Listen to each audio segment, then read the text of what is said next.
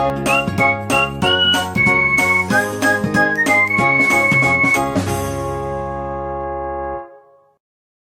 Everyone, welcome to my channel medico prime education. तो आज के वीडियो में हम लोग बात करने वाले हैं मैकेनिज्म ऑफ यूरिन फॉर्मेशन। ये हमारा लेक्चर नंबर कौन सा है? ये हमारा लेक्चर नंबर है 3। ठीक है, ये लेक्चर 3 है हमारा।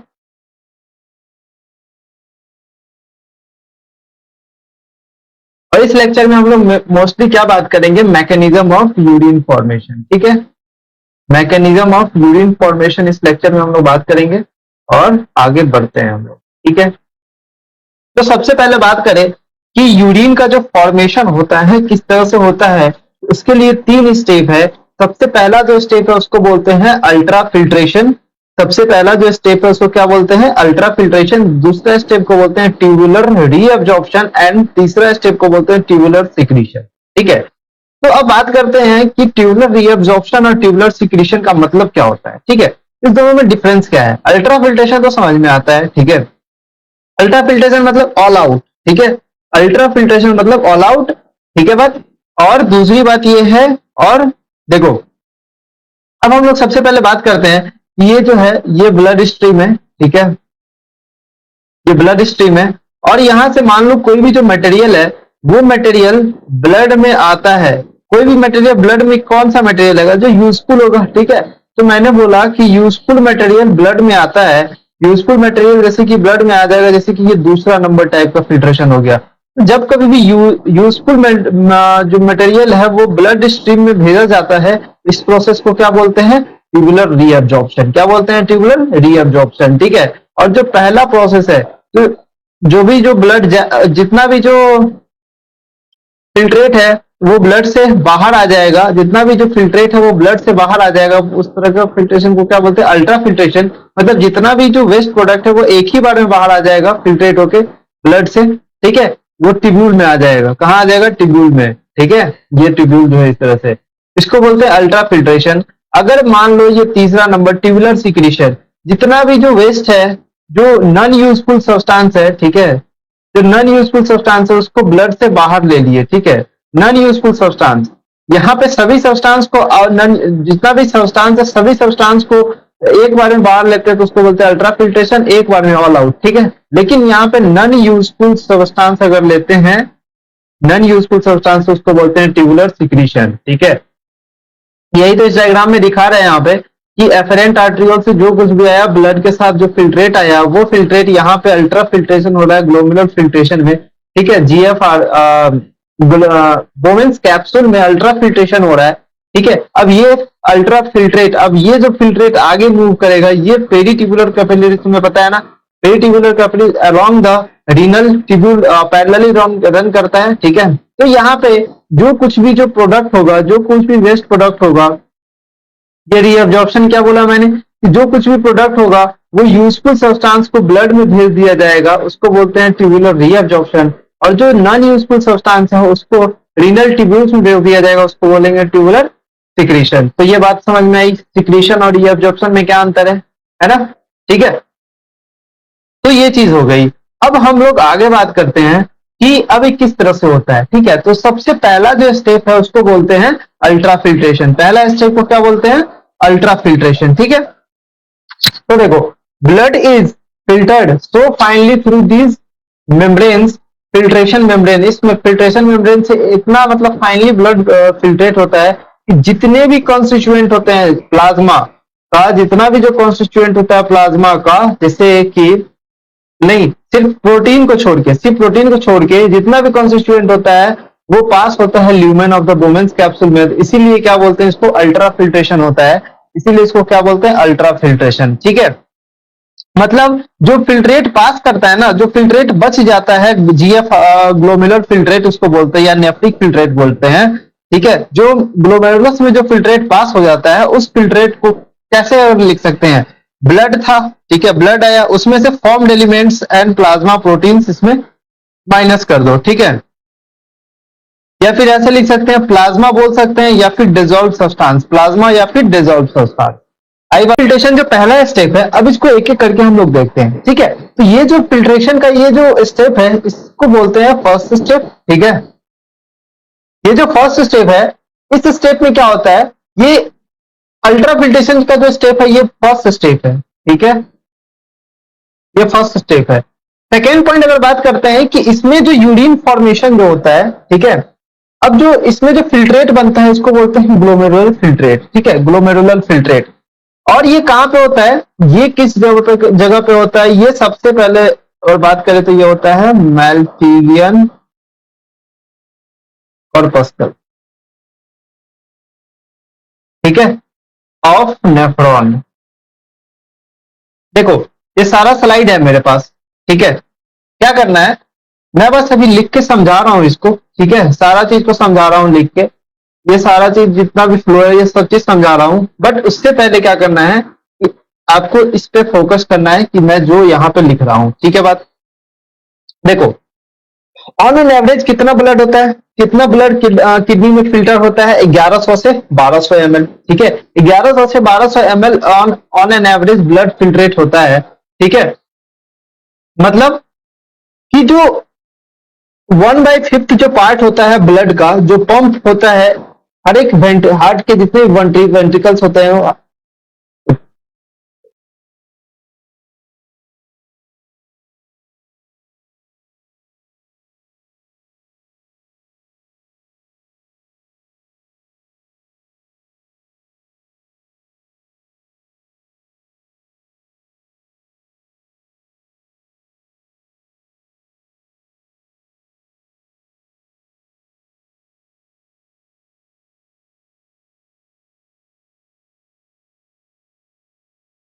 चलिए तो अब हम लोग देखते हैं जो पहला स्टेप है, जो पहला स्टेप है उसको बोलते हैं अल्ट्रा फिल्ट्रेशन, ठीक है।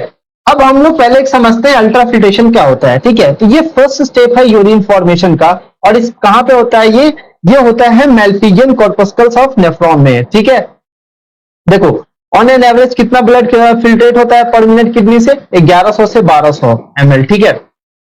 अब ये 1/5 ऑफ द ब्लड होता है जो कि पंप होता है इच वेंट्रिकल्स, ये इतना उसके बराबर होता है जितना 1/5 जो ब्लड जो हार्ट 1 मिनट में पंप करता है उसका 1/5 पार्ट जो ये किडनी जो है वो फिल्ट्रेट का फॉर्मेशन करता है, ठीक है। मतलब कार्डियक आउटपुट कितना है, कार्डियक आउटपुट मान के चलो ये जो कार्डियक आउटपुट है ये 5000 से 6000 ml पर मिनट है। इसका रीनल ब्लड फ्लो कितना हो जाएगा, 1100 से 1200 ml पर मिनट, ठीक है। मतलब अगर बोल सकते हैं ये 20% है क्या कार्डियक आउटपुट का, मतलब इसका ये 20% है, ठीक है, इसका ये 20% मतलब 1/5 पार्ट होगा, ठीक है। मतलब 55% of the renal blood flow 660 ml पर मिनट होगा, मतलब रीनल प्लाज्मा फ्लो कितना हो जाएगा 660 ml पर मिनट, ठीक है। अब जब ये बात कर लेते हैं तो जीएफआर कितना होता है, यहां पर में GFR 20% of the renal plasma flow, GFR किसको बोलते हैं, GFR glomerular filtration rate, glomerular filtration rate ये 20% होता है रीनल प्लाज्मा फ्लो का। अब इसका 20% कितना होगा, इसका 20% निकालेंगे तो अप्रोक्स 125 ml पर मिनट आएगा, ठीक है। तो अब हम बात करते हैं कि देखो अब ये जीएफआर बनता कैसे है, ठीक है। सबसे पहले बात करते हैं कि जो फिल्ट्रेशन मेम्ब्रेन है वो 3 लेयर का होता है, ठीक है। एंडोथीलियम का होता है, epithelium of the Bowman's capsule होता है, और बीच में बेसमेंट मेम्ब्रेन होता है, उससे पास करता है, ठीक है। अब epithelium of the cells of the Bowman's capsule का जो एपिथीलियल लेयर होता है उसमें क्या प्रेजेंट होता है, पोडोसाइट्स, उससे जो ब्लड फिल्ट्रेट होके आता है फिल्ट्रेशन स्लिट से, वो ब्लड में क्या क्या वो मतलब उस फिल्ट्रेट में क्या क्या पाया जाता है, एक्सेप्ट प्रोटीन, प्लाज्मा का सभी पार्ट प्रेजेंट होता है, ठीक है, ब्लड का सभी पार्ट प्रेजेंट होता है एक्सेप्ट प्रोटीन, ठीक है। जो वो निकल के आता है उसको बोलते हैं ग्लोमेरुलर फिल्ट्रेट या प्लाज्मा लेस फिल्ट्रेट, ठीक है। अब वहीं पे हम लोग फिल्ट्रेशन फ्रैक्शन की बात करते हैं, फिल्ट्रेशन फ्रैक्शन की अगर यहां पर बात करते हैं, ठीक है, फिल्ट्रेशन फ्रैक्शन, ठीक है, फिल्ट्रेशन फ्रैक्शन की बात करते हैं तो ये हो जाता है GFR upon renal plasma flow, renal plasma flow. अब भी हम लोग जीएफआर देखिए कितना है, 20% ऑफ रीनल प्लाज्मा फ्लो, ठीक है। अगर ये 20% ऑफ रीनल प्लाज्मा फ्लो है तो फ्रैक्शन फिल्ट्रेट फ्रैक्शन कितना हो सकता है, 1/5 आना चाहिए, क्योंकि 1/5 times of the blood pump out of each kidney जाता था, ठीक है, ये बात समझ में आ रही है ना। तो यहाँ पे जीएफआर 125 है और ये कितना है 650 ml पर मिनट, ml पर मिनट, ये कट कुट के आ जाएगा 1/5, ठीक है। तो यहाँ पे फिल्ट्रेशन फ्रैक्शन देखने के लिए कितना मिल रहा है 1/5, ठीक है। जब हम जीएफआर क्या होता है, जीएफआर व्हाट इज जीएफआर, अभी बताया कि amount of the blood filtrate form by the kidney पर minute, amount of the filtrate form by the kidney पर मिनट, किडनी से जितना फिल्ट्रेट एक मिनट में बनता है, पर मिनट में बनता है, उसको क्या बोलते हैं जीएफआर। मतलब हमारा जो जीएफआर कितना होता है 125 ml पर मिनट, ठीक है, एक हेल्दी इंडिविजुअल के लिए। मतलब अगर डे की बात करें तो 180 लीटर पर डे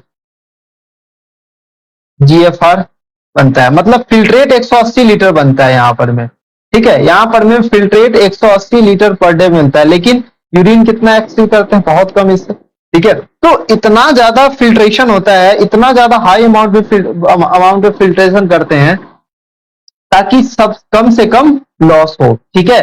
तो यूरिन कितना बनता है, ठीक है, लेकिन हम लोग यूरिन कितना पर डे में एक्सक्रीट करते हैं 1 से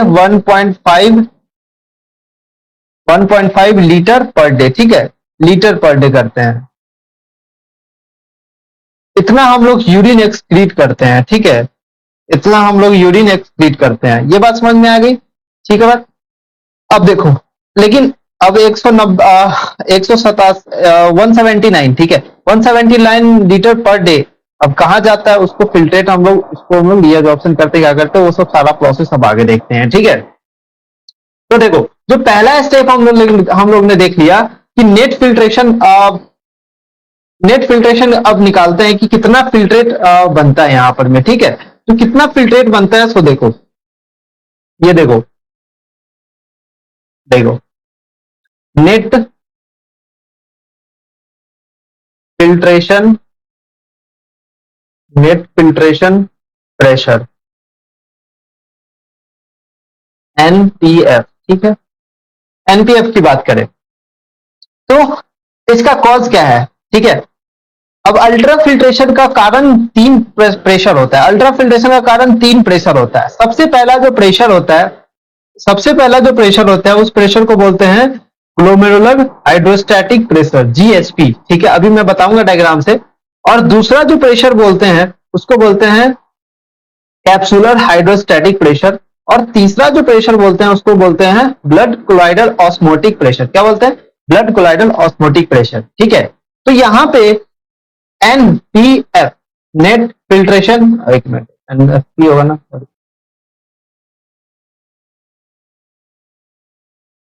एनएफपी, ठीक है, net filtration pressure. Net filtration pressure किसके बराबर हो जाएगा यहां पर में, नेट फिल्ट्रेशन प्रेशर, देखो ये एक फॉर्मूला होता है जीएचपी माइनस बीसीओपी प्लस सीएचपी, ठीक है, आई बात समझ में। तो यहां पर में हम लोग को निकाल के अगर बताते हैं तो ग्लोमेरुलर हाइड्रोस्टैटिक प्रेशर कितना आता है, यहां पर में glomerular hydrostatic pressure 60 mm of H आता है। कोलाइडल कैप्सुलर हाइड्रोस्टैटिक प्रेशर कितना आता है, कैप्सुलर जो हाइड्रोस्टैटिक प्रेशर आता है वो 18 आता है, ठीक है। और ब्लड कोलाइडल ऑस्मोटिक प्रेशर कितना आता है, ब्लड कोलाइडल ऑस्मोटिक प्रेशर यहां पर निकल के आता है 32, ठीक है। तो ये सब सारा मान के चलते हैं हम लोग, ठीक है, ये सब निकाल प्रैक्टिकल वैल्यू है। तो देखो अब इसको इसमें पुट करो, जीएचपी कितना है 60 minus blood colloidal osmotic pressure कितना है 32 प्लस सीएचपी कितना है 18। तो इसको हम लोग नेट फिल्ट्रेशन प्रेशर अगर हम लोग यहां पे देखते हैं तो ये आता है 10 mm ऑफ, ठीक है, एनएफपी आता है, ठीक है। नेट फिल्ट्रेशन प्रेशर कितना आता है 10 mm ऑफ, ये बात समझ में आई कि नहीं आई। अब कैसे नहीं आई, अभी तो नहीं आई होगी, कैसे नहीं आएगी, ये फॉर्मूला कैसे लिख देते हैं, ठीक है। अब फॉर्मूला लिखने के लिए हम लोग चलते हैं डायग्राम पे, ठीक है। देखो,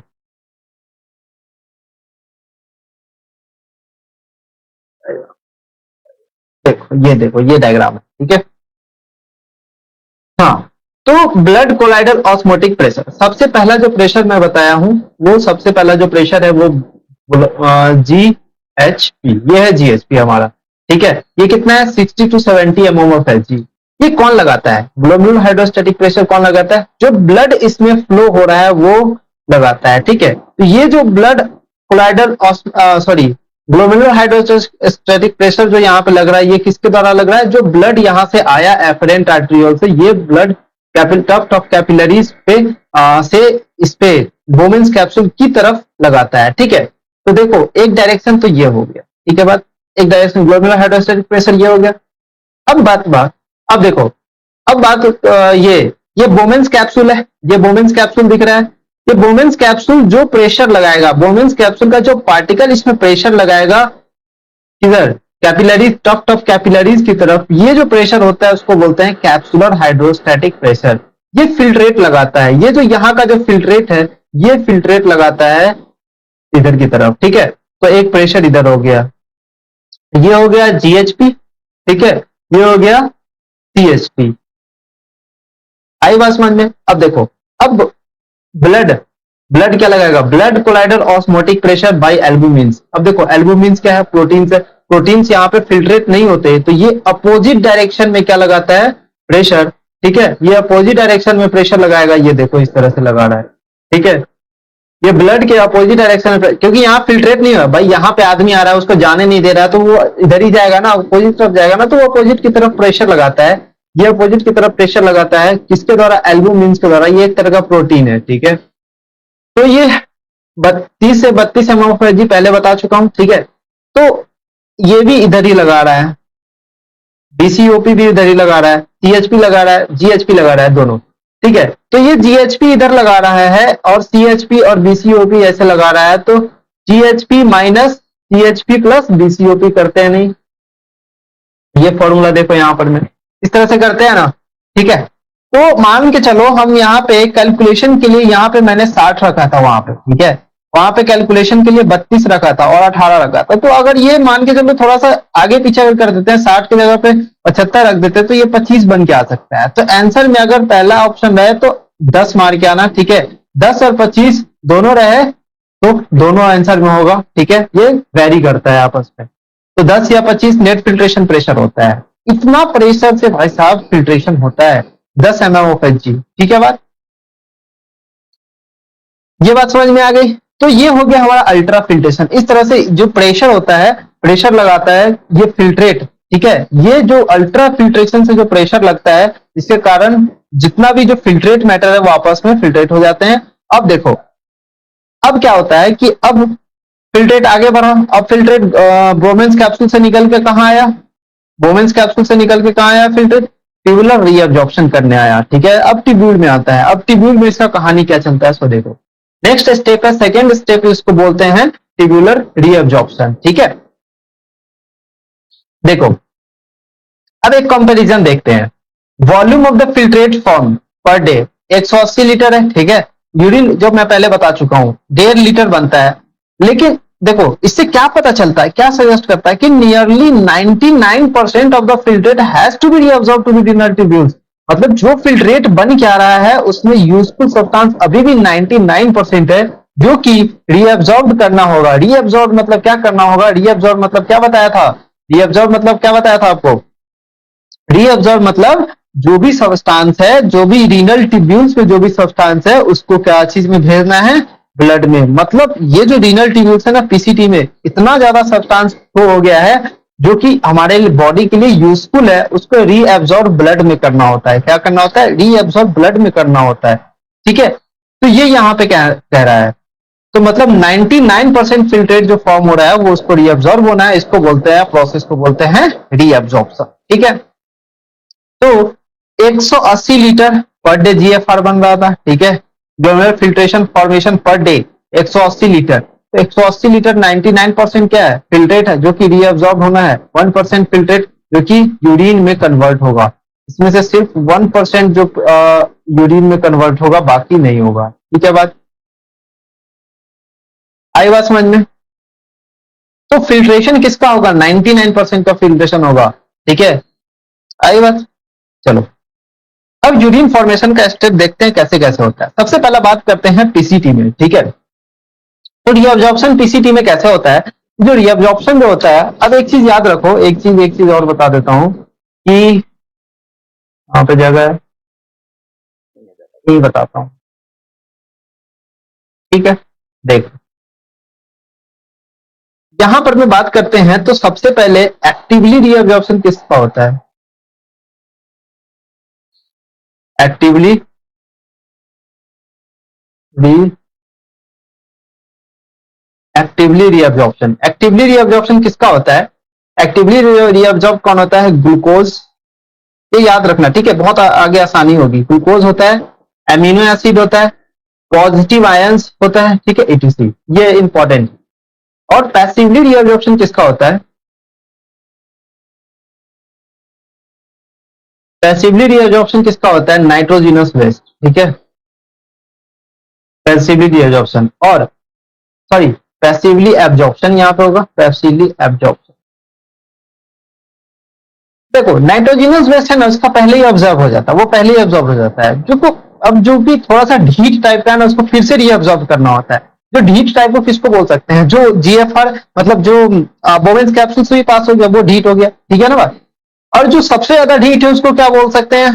जो सबसे ज्यादा वो है कि हाँ नहीं नहीं, हमको तो नहीं होना, नहीं होना है, तो वो है एक्टिवली रीअब्जॉर्प्शन। इसके लिए एनर्जी देना पड़ता है हमको। लेकिन यहीं पे अगर बात करें कि पैसिवली, पैसिवली रीअब्जॉर्प्शन,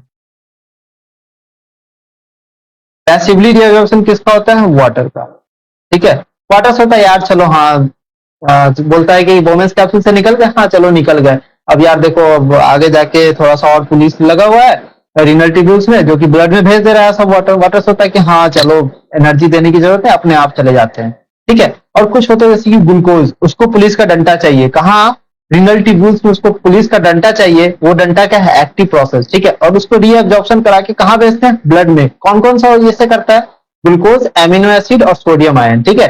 लेकिन भाई नाइट्रोजनस वेस्ट का क्या है? भाई हम लोग को तो निकलना ही है, नाइट्रोजन वेस्ट को भाई हम लोग को तो निकलना ही है बाहर, ठीक है, हम लोग को ब्लड से बाहर निकलना ही है, ठीक है। तो वो वेस्ट सब होता है, वो पैसिवली एब्जॉर्ब हो जाता है, ठीक है।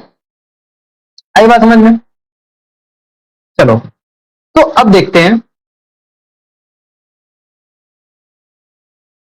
अब हम लोग चलते हैं अपने स्लाइड पे, ठीक है। तो ट्यूबुलर रीअब्जॉर्प्शन यहाँ पे देख रहे थे, तो सबसे पहले बात करते हैं पीसीटी।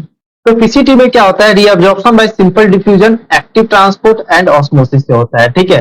और इसको ब्लड में भेज दिया जाता है, ठीक है। तो देखो यहां से जो कौन कौन सा फिल्ट्रेट आ गया था, सबसे पहले ग्लूकोज आया था। तो मैंने पहले वाले लेक्चर में बता चुका है, सेकंड लेक्चर में, कि ग्लूकोज कितना परसेंट एब्जॉर्ब होता है? 100%। देखो यहाँ पे भी लिखा है, अमीनो एसिड 100%, ऑस्मोसिस थोड़ा वाटर के थ्रू, ऑस्मोसिस के थ्रू कौन रीअब्जॉर्प्शन होता है? वाटर। और सोडियम आयन एक्टिव ट्रांसपोर्ट से चला जाता है, और chloride ion, bicarbonate ion simple diffusion से जाता है, ठीक है, ये सिंपल डिफ्यूजन से जाता है। और पोटेशियम आयन डायरेक्ट जाता है, ठीक है। नाइट्रोजिनस वेस्ट, ठीक है, ये सिंपल डिफ्यूजन से जाता है, नाइट्रोजिनस वेस्ट सिंपल डिफ्यूजन से जाता है, ठीक है, मतलब पैसिव, पैसिवली, है ना। तो जितने भी पीसीटी में जो सब्सटेंस आ गए थे, अमीनो एसिड, वाटर, ग्लूकोज, ये सब सारा चीज को ब्लड में भेज दिया जाता है, ठीक है। और यहाँ पे बात करें तो PCT is line by simple cuboidal burst border epithelium, जो कि सरफेस एरिया को क्या करता है? इंक्रीज करता है। सिंपल, ये देखो ये क्यूबॉइडल है, अब इस पे ब्रस्ट बॉर्डर अपीयरेंस प्रेजेंट होता है, ठीक है, ब्रस्ट बॉर्डर अपीयरेंस, ठीक है, ये इस तरह से अपीयरेंस प्रेजेंट होता है, जो कि सरफेस एरिया को क्या करता है? इंक्रीज कर देता है, जिसके कारण एब्जॉर्प्शन क्या होता है? इंक्रीज कर देता है, ठीक है। तो यहाँ पे मेन बात देखो, ये इंपॉर्टेंट पॉइंट है, nearly nearly nearly, mark the point here, nearly all the essential nutrients and 70 to 80% electrolytes and waters are reabsorbed by this segment। मतलब मैक्सिमम reabsorption किसमें होता है? पीसीटी में, ठीक है। मैक्सिमम reabsorption किसमें होता है? पीसीटी में मैक्सिमम reabsorption होता है। आई बात समझ में? तो देखो, अब बात करते हैं पीसीटी में क्या क्या होता है, ठीक है।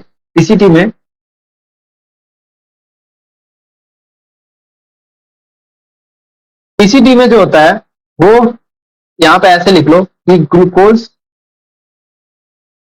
एमिनो एसिड, अभी जो लिखा वही चीज मैं लिख दे रहा हूं, फैटी एसिड, ये सब कंप्लीट, क्वेश्चन यही पूछेगा, कितना भी पढ़ लो, कंप्लीटली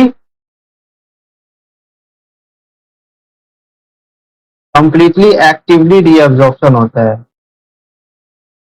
ठीक है, कंप्लीटली एक्टिवली रीअब्जॉर्प्शन होता है। और वाटर हो या क्लोराइड आयन हो, ठीक है, ये इसका पैसिव रीअब्जॉर्प्शन होता है, ठीक है।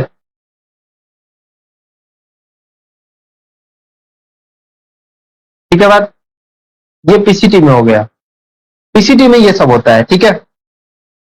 तो क्या याद रखना है, मैक्सिमम रीअब्जॉर्प्शन होता है 70 to 80% इलेक्ट्रोलाइट का रीअब्जॉर्प्शन होता है। आई बात समझ में, नियरली जितना भी न्यूट्रिएंट होता है 70 to 80% जितना भी न्यूट्रिएंट होता है सारा का रीअब्जॉर्प्शन हो जाता है, ठीक है बात।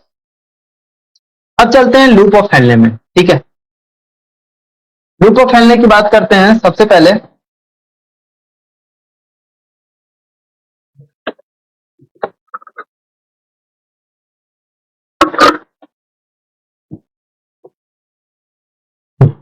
ठीक है, लूप ऑफ हेनले की बात करते हैं अब, ठीक है। सबसे पहले देखो कि इसको स्लाइड लेते हैं।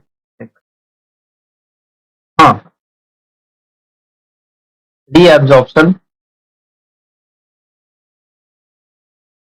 इन लूप ऑफ हेनले, ठीक है। तो देखो, बात करें ना, लूप ऑफ हेनले में रीअब्जॉर्प्शन सबसे मिनिमम होता है, ठीक है, मिनिमम। लेकिन मिनिमम सबसे मिनिमम किसमें होता है, minimum in ascending loop of Henley, ठीक है। असेंडिंग लूप ऑफ हेनले में मिनिमम होता है एब्जॉर्प्शन। लेकिन इसका सिग्निफिकेंट मेन रोल क्या होता है, ये मेंटेन करता है high osmolality of the high osmolality medullary interstitial fluid. लेकिन ये क्या करता है, ऑस्मोलिडिटी मेंटेन करता है, जिसको हम लोग डन करेंगे वासा रेक्टा का पूरा जो मैकेनिज्म बताएंगे, काउंटर करंट मैकेनिज्म जो होता है उसमें ज्यादा मोस्टली ये रोल हेल्प करता है, ठीक है। मतलब यूरिन को कैसे कंसंट्रेट किया जाए, कंसंट्रेशन ऑफ यूरिन में ये हेल्प करता है, ठीक है, कंसंट्रेशन ऑफ यूरिन में ये हेल्प करता है, ठीक है बात। इसी तरह से descending lymph of Henle, descending lymph of Henle क्या करता है, देखो अब हम लोग समझते हैं ना कि यहाँ पे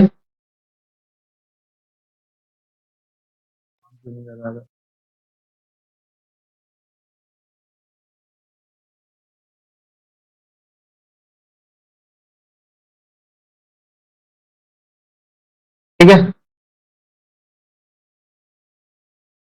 देखो descending limb of loop of Henley, ठीक है, और यहाँ पे बात करते हैं असेंडिंग लूप ऑफ हेनले, ठीक है। यहाँ पे मैंने बताया था कि ascending loop of Henle water के लिए तो परमिएबल होता है, वाटर के लिए क्या होता है, परमिएबल होता है। लेकिन इलेक्ट्रोलाइट्स के लिए, इलेक्ट्रोलाइट के लिए इम्परमिएबल होता है, ठीक है, इलेक्ट्रोलाइट के लिए इम्परमिएबल होता है। आई बात समझ में, देखो इलेक्ट्रोलाइट के लिए जब इम्परमिएबल होता है, इसीलिए वाटर का जो रीअब्जॉर्प्शन होता है ना यहां पर में, ठीक है, वाटर का जो रीअब्जॉर्प्शन होता है, water is reabsorbed, water is reabsorb passively, ठीक है बात। वाटर का रीअब्जॉर्प्शन पैसिवली होता है, इसीलिए इसमें देखो, अब जो वाटर परमिएबल है ना, ये डिसेंडिंग लूप ऑफ हेनले है, ठीक है, ये डिसेंडिंग लूप ऑफ हेनले है, यहां से वाटर निकल गया। एक बात बताओ, जब कभी भी किसी सॉल्यूशन से वाटर निकलता है तो वो सॉल्यूशन कंसंट्रेट हो जाता है, ठीक है। तो इसीलिए यहाँ पे बोलना है कि यहाँ पे डिसेंडिंग लूप ऑफ हेनले क्या हो जाता है, यहाँ पे डिसेंडिंग लूप ऑफ हेनले जो होता है वो लिम्ब, लिम्ब का क्या हो जाता है, कंसंट्रेटेड हो जाता है, क्या हो जाता है, कंसंट्रेटेड, क्या होता है, कंसंट्रेटेड, ठीक है, कंसंट्रेटेड। जैसे जैसे जैसे जैसे फिल्ट्रेट डाउन मूव करता है, जैसे जैसे फिल्ट्रेट डाउन मूव करता है, वैसे वैसे जो फिल्ट्रेट है वो कंसंट्रेट होता जाता है, कंसंट्रेटेड यहाँ पे फिल्ट्रेट होता जाता है धीरे धीरे, ठीक है बात। लेकिन यहीं पे देखो, यही यही असेंडिंग लूप ऑफ हेनले की बात करें, असेंडिंग लूप ऑफ हेनले की बात करते हैं, तो असेंडिंग लूप ऑफ हेनले उसका उल्टा सोचो, वाटर क्या होगा, वाटर इम्परमिएबल, वाटर इम्परमिएबल होगा। और इलेक्ट्रोलाइट, इलेक्ट्रोलाइट क्या होगा भाई, इलेक्ट्रोलाइट क्या होगा, परमिएबल होगा, ठीक है।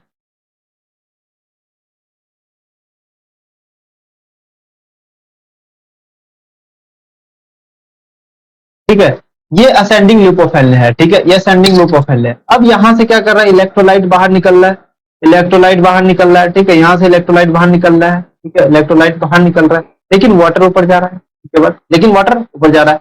तो इसमें इस समय क्या हो रहा है कि जो इलेक्ट्रोलाइट क्या है, परमिएबल है, और ये इलेक्ट्रोलाइट परमिएबल है या तो एक्टिवली हो सकता है, ठीक है, या पैसिवली हो सकता है, दोनों चीज हो सकता है, या तो एनर्जी ले ना तो ना ले, ठीक है। अब जब ये कंसंट्रेटेड फिल्ट्रेट ऊपर की तरफ पास करता है सेंडिंग लूप ऑफ हेनले से, तो ये डाइल्यूट होता जाता है, क्योंकि अब इसमें से इलेक्ट्रोलाइट बाहर आ रहा है। इलेक्ट्रोलाइट बाहर आ रहा है मतलब रीअब्जॉर्प्शन हो रहा है। तुम्हें पता है कि ये लूप ऑफ हेनले है और इसके अलोंग क्या रन करता है, वासा रेक्टा, इसके अलोंग क्या रन करता है, वासा रेक्टा। तो ये वासा रेक्टा में क्या जा रहा है, वासा रेक्टा में इलेक्ट्रोलाइट यहां जा रहा है, ठीक है, और यहाँ पे वासा रेक्टा में कहा जा रहा है, ये वाटर का रीअब्जॉर्प्शन करता है। वाटर का रीअब्जॉर्प्शन कहाँ करता है, डिसेंडिंग लूप ऑफ हेनले में। और इलेक्ट्रोलाइट का रीअब्जॉर्प्शन कहाँ होता है, इलेक्ट्रोलाइट का reabsorption descending ascending loop of Henle में आता है, क्योंकि ये परमिएबल है और ये किसमें रीअब्जॉर्ब हो जाता है, वासा रेक्टा में जाके। इस तरह से कंसंट्रेटेड यूरिन डाइल्यूट हो जाता है, ठीक है, डाइल्यूट हो जाता है due to the passage of electrolyte into the medullary interstitium, ठीक है। सो इसीलिए यहां पे अगर बोलते हैं कि रीअब्जॉर्प्शन यहां पे मिनिमम है, ठीक है, रीअब्जॉर्प्शन यहां पे मिनिमम, ठीक है। अब बात करते हैं रीअब्जॉर्प्शन इन, नेक्स्ट स्टेप है रीअब्जॉर्प्शन, रीअब्जॉर्प्शन इन डीसीटी, ठीक है, रीअब्जॉर्प्शन इन डीसीटी। देखो यहां पे एक बात कर रहे हैं तो सबसे पहला बात करते हैं तो ये कंडीशनल रीअब्जॉर्प्शन यहां पे देखने को मिलता है। कंडीशनल, देखो थोड़ा स्पेलिंग गलती हो जाए तो माफ करना, ठीक है, जल्दी जल्दी मैं बता रहा हूं ना, मतलब लिखने में टाइम नहीं, ज्यादा समझाने में टाइम दे रहा हूं। रीअब्जॉर्प्शन, ठीक है, कंडीशनल रीअब्जॉर्प्शन, किसका कंडीशनल रीअब्जॉर्प्शन होता है, सोडियम आयन का कंडीशनल रीअब्जॉर्प्शन होता है और वाटर का कंडीशनल रीअब्जॉर्प्शन होता है, ठीक है। दो चीज का कंडीशनल रीअब्जॉर्प्शन होता है, ये इंपॉर्टेंट है, ये डायरेक्ट क्वेश्चन पूछा जाता है, ठीक है, ये मैंने बता दिया। लेकिन यहाँ पे कुछ हार्मोन्स भी एक्ट करते हैं। यहाँ पे जो हार्मोन्स एक्ट करते हैं, कौन सा हार्मोन्स एक्ट करते हैं, इन the presence of ADH, aldosterone, ठीक है, ADH hormone, sorry aldosterone hormone, in the presence of aldosterone, ठीक है। हाँ देखो, दो हार्मोन एक्ट करते हैं इन the presence of aldosterone and in the presence of ADH. ADH भी एक्ट करता है, वही मैं, हाँ। तो जो प्रेजेंस एल्डोस्टेरोन के कारण क्या होता है कि जो सोडियम आयन जो होता है, ठीक है, sodium ion reabsorbed, sodium ion reabsorb actively, क्या समझ में आया, जो सोडियम आयन है वो एक्टिवली रीअब्सॉर्ब हो जाता है और एडीएच के कारण मेनली जो वाटर होता है वो वाटर रीअब्सॉर्प्शन होता है, ठीक है, और ये भी एक्टिव प्रोसेस होता है। कहीं एक्टिव प्रोसेस नहीं था वाटर के लिए, वाटर के लिए यहां पे जो एक्टिव प्रोसेस यहां पे देखने के लिए मिलता है, ठीक है बात। और डीसीटी में बाइकार्बोनेट आयन का भी रीअब्सॉर्प्शन यहां पे देखने के लिए मिल जाता है, ठीक है। अब बात करते हैं, reabsorption, reabsorption in collecting duct, ठीक है, रीअब्सॉर्प्शन इन कलेक्टिंग डक्ट। आई बात समझ, ये इसका स्लाइड में सारा चीज दिखा दूंगा एक बार, उसके बाद तुम कॉपी कर लेना, ठीक है। मैं बस समझाने के लिए लिख रहा हूं ताकि उस पर स्लाइड पे इतना ज्यादा समझ नहीं आएगा अच्छे से। मैं बाद में स्लाइड को रिफर करूंगा, फिर से सारा चीज बताऊंगा, ठीक है। देखो अब डीसीटी में क्या होता है कि जितना लार्ज अमाउंट ऑफ वाटर वहां पर रीअब्जॉर्प्शन किया जाता है, ठीक है, मोस्टली जो वाटर का रीअब्जॉर्प्शन होता है, लार्ज वाटर जो होता है वो कलेक्टिंग डक्ट से reabsorbed, reabsorbed could be reabsorbed by reabsorbed from collecting duct, ठीक है, reabsorbed from collecting duct, ठीक है। अब उसको यूरिन, अब ये बताओ कि वो डाइल्यूट है, ठीक है, अब ये वो डाइल्यूट है, उसको कंसंट्रेट बनाना है मुझे, मतलब जितना भी वाटर वेस्ट नहीं होना चाहिए ना भाई, वाटर वेस्ट होगा फिर फिल्ट्रेट बनने का मतलब यूरिन बनने का फॉर्मेशन है, ठीक है, तो मतलब वाटर वेस्ट नहीं होना चाहिए। तो इसीलिए हम लोग to produce concentrate,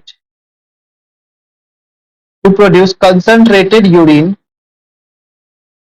to produce concentrated urine, हम लोग कंसंट्रेटेड यूरिन किसके प्रेजेंस में, इन द प्रेजेंस ऑफ, किसके प्रेजेंस में, एडीएच, एडीएच के प्रेजेंस में, ठीक है। तो हम लोग इसमें क्या करते हैं, एडीएच के प्रेजेंस में जितना भी लार्ज अमाउंट ऑफ वाटर को क्या बनाते हैं, कंसंट्रेट बनाते हैं, फिल्ट्रेट को कंसंट्रेट करते हैं, ठीक है। जो डिस्टल पार्ट होता है यूरिन, जो कलेक्टिंग डक्ट का डिस्टल पार्ट होता है ना, वो यूरिया के लिए परमिएबल होता है, ठीक है। तो जितना भी यूरिया इसमें जा रहा था वो यूरिया इंटरस्टिशियल फ्लूइड में भेज दिया जाता है, ठीक है, मेडुला में भेज दिया जाता है, ताकि ऑस्मोलिटी मेडुलरी इंटरस्टिशियम का जो ऑस्मोलिटी है वो मेंटेन रहेगा, ठीक है। तो ये ट्यूबुलर सिक्रीशन का प्रोसेस समाप्त होता है, ट्यूबुलर एब्जॉर्प्शन का। अब हम लोग देखते हैं एक एक करके स्लाइड पे, ठीक है। देखो, तो लूप ऑफ हेनले में देखते हैं, लूप ऑफ हेनले में, लूप ऑफ हेनले में रीअब्जॉर्प्शन मिनिमम होता है। Descending loop of Henle is permeable to the water, descending loop of water के लिए परमिएबल होता है, लेकिन ऑलमोस्ट इम्परमिएबल टू इलेक्ट्रोलाइट। वहीं पे जिसके कारण फिल्ट्रेट क्या होता है, कंसंट्रेट हो जाता है, this concentrate the filtrate as it moves down, ठीक है।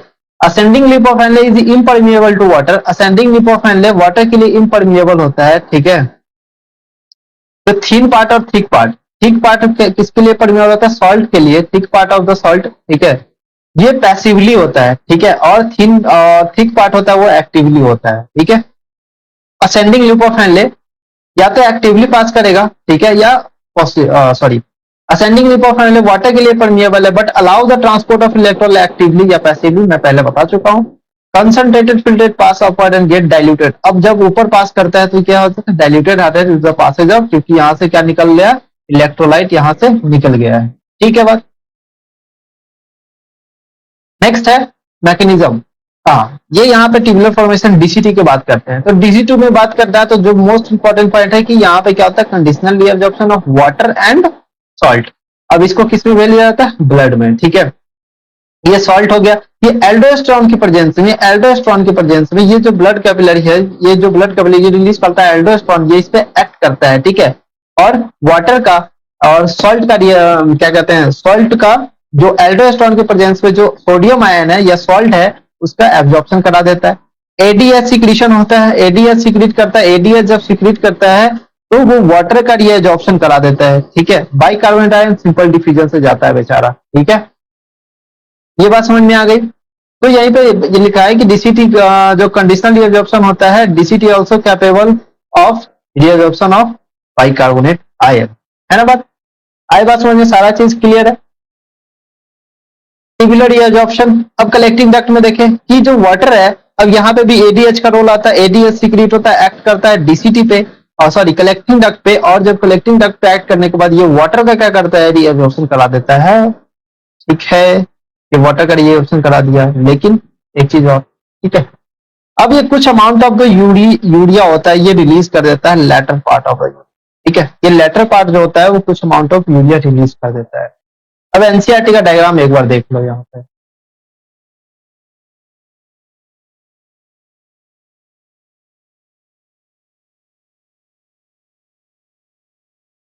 हाँ चला गया, हाँ, ये देखो बाइकार्बोनेट आयन का। अब ये यहाँ पे इस तरह से देखो, यहाँ पे है क्या, ब्लड, ठीक है, यहाँ पे ब्लड स्ट्रीम जा रहा है, यहाँ पे भी ब्लड स्ट्रीम जा रहा है, ये सिक्रीशन वाला पार्ट हो गया, ठीक है। ये जो नीचे वाला पार्ट है ये सिक्रीशन वाला पार्ट है, ये इसकी एब्जॉर्प्शन वाला पार्ट है। बाइकार्बोनेट का रिएक्शन पीसीटी में हो रहा है, सोडियम क्लोराइड का जितने भी न्यूट्रिएंट्स है 70 to 80% इलेक्ट्रोलाइट का रिएब्जॉर्प्शन यहाँ होता है, ठीक है। डीसीटी की बात करें तो मोस्टली जो वाटर होता है और सॉल्ट का सोडियम आयन का जो रिएब्जॉर्प्शन होता है, और कुछ अमाउंट में बाइकार्बोनेट का भी एब्जॉर्प्शन होता है। तो ये डायग्राम इंपॉर्टेंट है, ठीक है, कभी भी यहाँ पे फिल इन द ब्लैंक करके पूछ देगा और पूछ देगा, ठीक है। अभी ये वाला पार्ट अभी तुम्हें समझ नहीं आएगा, ठीक है। ये यहाँ पे मान के चलो कि यहाँ ब्लड स्ट्रीम है, अब ये क्या करेगा, ये ब्लड स्ट्रीम में जा रहा है, ठीक है, ये ब्लड जो स्ट्रीम है, अब ये ब्लड स्ट्रीम से जो पार्ट गंदा है उसको, गंदा नहीं मतलब जो अनयूजफुल पार्ट है उसको क्या भेजेंगे, इसमें भेजेंगे। इस प्रोसेस को क्या बोलते हैं, सिक्रीशन बोलते हैं, इस प्रोसेस को क्या बोलते हैं, सिक्रीशन। अब हर जगह सिक्रीशन देखते हैं, ठीक है। अब सिक्रीशन पढ़ते हैं हम लोग, काउंटर करेंट मैकेनिज्म बाद में बताऊंगा, पहले एक बार सिक्रीशन प्रोसेस बता देता हूँ सारा चीज। ठीक है, उसके बाद काउंटर मैकेनिज्म डिस्कस करेंगे। ठीक है बात, कहाँ गया ट्यूबुलर सीरीज। हाँ, अब यूरिन फॉर्मेशन के समय जो ट्यूबुलर सेल्स है वो सीक्रेट करते हैं hydrogen ion, potassium ion, ammonia filtrate में। ठीक है, अब ट्यूबुलर सिक्रेशन एक इंपॉर्टेंट स्टेप है यूरिन फॉर्मेशन में, क्योंकि ये क्या करता है, maintain its ionic acid balance of the body. यह सर्सन रीजन पूछ सकता है। ठीक है, tubular secretion is an important step in the urine formation assertion reason. It helps in the maintenance of the ionic and acid balance of the body fluids. ठीक है, ये चीज पूछ सकता है, तो ऑप्शन क्या जाएगा, A and correct explanation of the assertion and reason. ठीक है, रीजन करेक्ट, असर्शन का करेक्ट एक्सप्लेनेशन है, तो ये इस तरह से आ सकता है। सॉरी, ठीक है। अब देखो ट्यूबुलर सिक्रेशन कहाँ होता है। अब जैसे कि सबसे पहले ये एक्टिव प्रोसेस होता है, यहां पे लिखता हूं, देखो ये क्या होता है, एक्टिव प्रोसेस। देखो कहीं भी होगा ना एक्टिव प्रोसेस, कहाँ होगा, देखो पीसीटी में होगा सबसे पहले, डीसीटी में होगा एंड कलेक्टिंग डक्ट में होगा। लूप ऑफ हेनले की बात नहीं कर रहे, ठीक है। तो यूरिन फॉर्मेशन के समय जो रीनल ट्यूब्यूल्स का जो रीनल ट्यूब्यूल्स का जो सिक्रेटरी सेल्स है वो पेरिट्यूबुलर कैपिलरीज के साथ जो ब्लड जो फिल्ट्रेट है वो ब्लड से कहां चला जाता है, टिब्यूल में। ठीक है, ब्लड से कहां चला जाता है, टिब्यूल में, पेरिट्यूबुलर कैपिलरीज में। ठीक है, जो पेरिट्यूबुलर कैपिलरीज का जो ब्लड है वो कहां चला जाता है, सॉरी जो फिल्ट्रेट है वो कहां चला जाता है, टिब्यूल में। ठीक है, तो सबसे पहले बात कर लेते हैं पीसीटी का। पीसीटी में बात करें तो यहाँ पे सिलेक्टिव सिक्रीशन होता है। पीसीटी में बात करें तो यहाँ पे क्या होता है, यहाँ पे क्या होता है, सिलेक्टिव।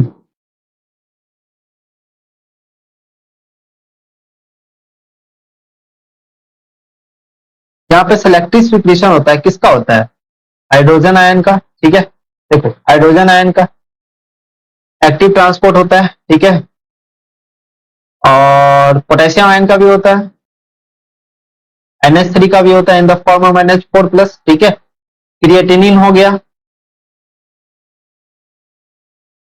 यूरिक एसिड हो गया। ठीक है, पिगमेंट्स हो गया। ठीक है, कौन कौन सा हो गया, पिगमेंट्स, प्यूरिक एसिड, सब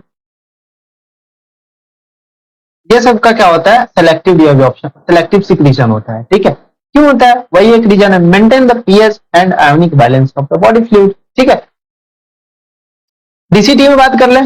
डीसीटी में देखो mechanism of urine formation DCT में तो ट्यूबुलर सिक्रीशन होता है, एक्टिव ट्रांसपोर्ट होता है, यहाँ पे जितना भी पोटेशियम आयन, हाइड्रोजन आयन, इस सब का सिक्रीशन कर दिया जाता है ब्लड कैपिलरी से, किसमें, और फ्यू नाइट्रोजिनस वेस्ट यहाँ पर में। ठीक है, फ्यू नाइट्रोजिनस वेस्ट यहाँ पर भेज दिया जाता है। ठीक है, तो इसी तरह से DCT maintain the pH and sodium potassium balance the body. ठीक है, किस किस का रीअब्जॉर्प्शन कहाँ होता है, ये चीज याद रखो। ठीक है, इस चीज का ये इंपॉर्टेंट है, किस चीज का रीअब्जॉर्प्शन कहाँ होता है। ठीक है, कलेक्टिंग डक्ट का बात करें तो कलेक्टिंग डक्ट में ये भी role in the maintenance of pH and ionic balance of the blood. ठीक है, आई बात समझ में, selective secretion of H+ and K+ ion. ठीक है, यही समझ सकता है, आई बात समझ में। तो ये था पूरा।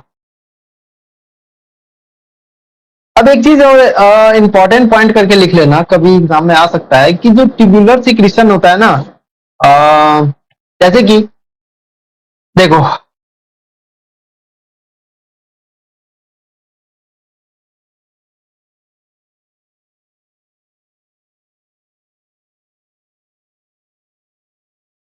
ट्यूबुलर सिक्रीशन एक ही ऐसा मेथड है यूरिन फॉर्मेशन का, only a urine formation, only a method, only a method of urine formation इन, किसमें, किसमें, जिसमें एक ग्लोमेरुलर किडनी है, किसमें, जिसमें जिसका किडनी क्या हो, एक ग्लोमेरुलर किडनी है, जिसकी किडनी में ग्लोमेरुलस ना हो। ठीक है, जिससे किडनी में ग्लोमेरुलस ना हो मतलब उसमें सिर्फ का सिर्फ क्या होगा, ट्यूबुलर सिक्रीशन होगा। ठीक है, जैसे कि एग्जांपल अगर बात करें तो इसका एग्जांपल हो सकता है मरीन टेलियोस्ट, मरीन टेलियोस्ट फिश, और दूसरा एग्जांपल है डेजर्ट एम्फीबियंस। ठीक है, डेजर्ट एम्फीबियंस। आई बात समझ में, है ना। तो ये सब था पूरा ट्यूबुलर सिक्रीशन, ट्यूबुलर एब्जॉर्प्शन। ठीक है, सारा प्रोसेस हो गया, मैकेनिज्म ऑफ यूरिन फॉर्मेशन। अब मैकेनिज्म ऑफ यूरिन फॉर्मेशन के बाद एक चीज और आता है कि यहाँ पे यूरिन का कंपोजिशन यहाँ पे हम लोग पढ़ लेते हैं। ठीक है, यूरिन का कंपोजिशन क्या होता है कि जो यूरिन में मोस्टली जो वाटर होता है वो 95% होता है। ठीक है, सॉल्ट्स 2% होता है और यूरिया 2.7% होता है। ये इंपॉर्टेंट कंपोजिशन यहाँ पे देखने को मिलता है। ठीक है, और अदर जो मटेरियल जैसे कि drugs, uric acid, vitamin C and dyes. ठीक है, यूरिन का जो कलर होता है ना वो पेल येलो कलर का होता है। क्यों? क्योंकि इसमें प्रेजेंट होता है urobilinogen, urobilin and urochrome pigments present होते हैं जो कि इस कलर के लिए रिस्पॉन्सिबल होते हैं। ठीक है, और ये फॉर्म होता है किसके कारण? हीमोग्लोबिन का जो रिडक्शन होता है उसके कारण ये फॉर्मेशन। ये सब स्टेप बाद में हायर क्लास में पढ़ना पड़ता है, ये सब समझ लो। ठीक है, जो एडल्ट ह्यूमन होता है वो एक्सक्रीट करता है on an average 1 to 5 litres of the urine per day. Urine flow, urine formed is the urine, ये सब एनसीईआरटी का पॉइंट है, इसका पीएच 6.0 होता है एंड कैरेक्टरिस्टिक ऑर्डर होता है। और हाँ, यहाँ पे कितना यूरिया एक्सक्रीट करते हैं पर डे? यूरिया यहाँ पे देखो, इंपॉर्टेंट यहाँ पे देखो कि urea excreted out per day 20 से 30 ग्राम हम लोग यूरिया एक्सक्रीट करते हैं, लेकिन यूरिन कितना एक्सक्रीट करते हैं? 1.5 लीटर यूरिन पर डे हम लोग एक्सक्रीट करते हैं। ठीक है, अब जैसे कि यूरिन का एनालिसिस करते हैं तो यूरिन का एनालिसिस करके हम लोग क्लिनिकल डायग्नोसिस कर सकते हैं कि यूरिन से कौन सा बीमारी है। ठीक है, अगर मान के चलो कि अगर ग्लाइकोसूरिया है तो मतलब ग्लाइकोसूरिया मतलब यूरिन में ग्लूकोज देखने के लिए मिल रहा है। ठीक है, यूरिन में अगर ग्लूकोज देखने के लिए मिल रहा है तो ग्लाइकोसूरिया है। कीटोन देखने के लिए मिल रहा है, कीटोन बॉडीज देखने के लिए मिल रहा है तो कीटोन्यूरिया है।